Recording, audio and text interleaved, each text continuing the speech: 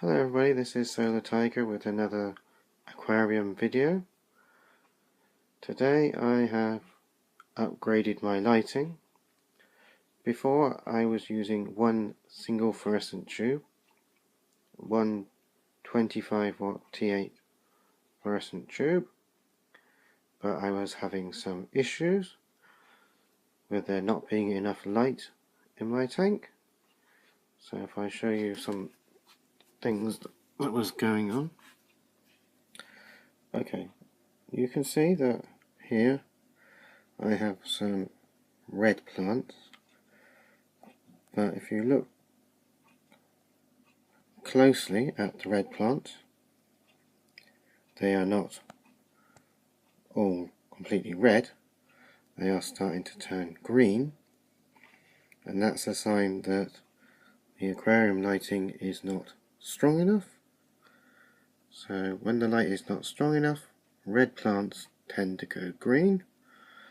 Red plants need more light to grow and to stay red. If the light is not strong enough, they turn green. I've also had some issues with the pennywort. In some places it's turning yellow. One of the leaves has kind of rotted. Show you at the back there, you can see the leaf is rotting away. So I've got some issues with the light not being strong enough. So that's why I have upgraded my lighting. I now have two T5 24 watt fluorescent tubes, the 10,000K tubes, the daylight ones, and that doubles the light in my tank almost. So I've gone from 25 watts to 48, and as you can see, it is visually brighter. You can see that the light is now reflecting off the gravel on the bottom of the tank. So I've had some successes. In the middle there you can see the Eladia denser, and it has shot up to the top, but you can see that the growth at the bottom, where the leaves are close together, is different from the growth at the top, where the leaves are spaced a lot further apart, and that's due to the light. These plants were bought from an aquarium shop, and they grew them under decent lighting, and when the lighting is strong, the distance between the leaves is much smaller. But my lighting was not as strong, and under lower lighting the leaves are a lot further spaced apart. But even then, this plant had shot up. You can see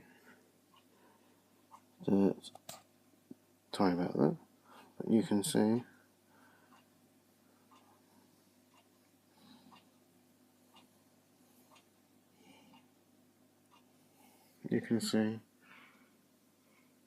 that that whole section, this whole section all the way down here is new growth.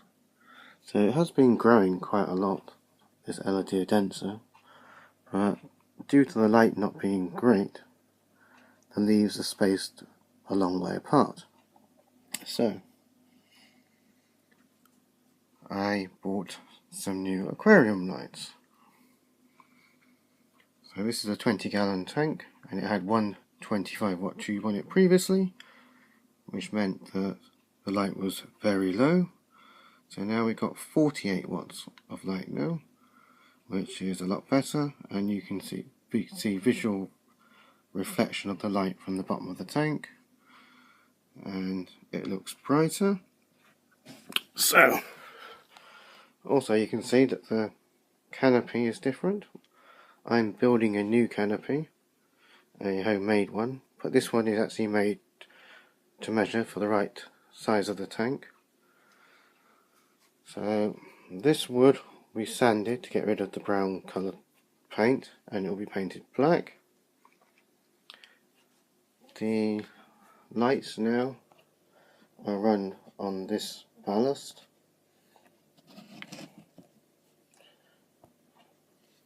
I'll just zoom in a bit. This is a glow high output electronic fluorescent ballast. It's an all electronic ballast, so no starter is required. It consumes 52 watts from the mains, and you can see the lamp type says T5 high output fluorescent tube, 2 times 24 watts. So that's this unit here. Runs 2 tubes. I'm just going to put the ballast on the windowsill.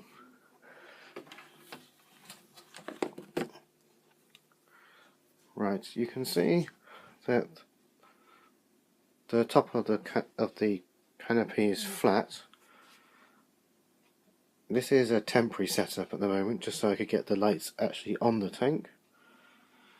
So what I'm going to have is, I'll have the top section, it will be in 2 halves, so it will be split in half along here, and the front will be hinged from the back. The light tubes will be fixed to the back section, and the front section will be hinged and it will open up so I can get access to the tank. I will be using a lighter wood. This is a piece of MDF, I just happen to have it lying around, and I have used it to cover this tank before, hence the size. But this wood is fairly heavy.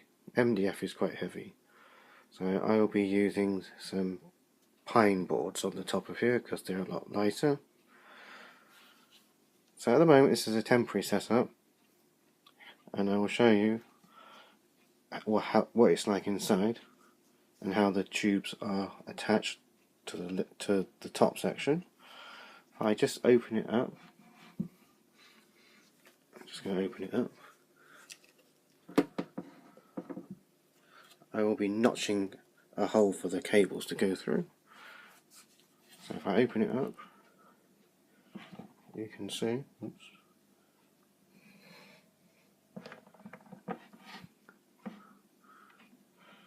okay, you can see it's very bright in here at the moment. You can see that the lights, I have the ends in some spring clips to hold them up. These spring clips are sold in hardware shops for holding garden implements up in sheds, so I've just used those. You can see what it says on the tube. It's a sun daylight tube, 10,000 Kelvin, 24 watts T5. I apologise that the writing's upside down, but there's 2 of these tubes now. The inside of the canopy will be painted white, and I will probably end up having to remove the condensation tray so that the hinge section will give me access to the water. I'll be ironing that out later. We just pop this back down and slide it back into place. Oops. Sliding it back into place.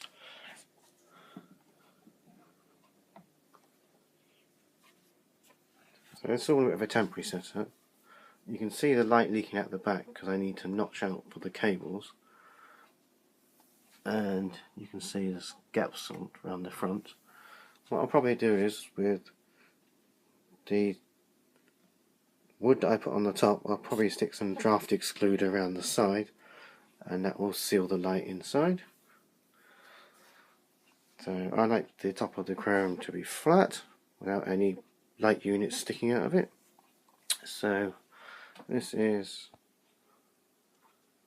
Solar Tiger with my aquarium update video. So this is my new lighting setup with the 2 T5 24 watt fluorescent tubes, and I hopefully will see the plants grow better with this. So this is So the Tiger saying thank you for watching. Until next time. Goodbye. Thank you.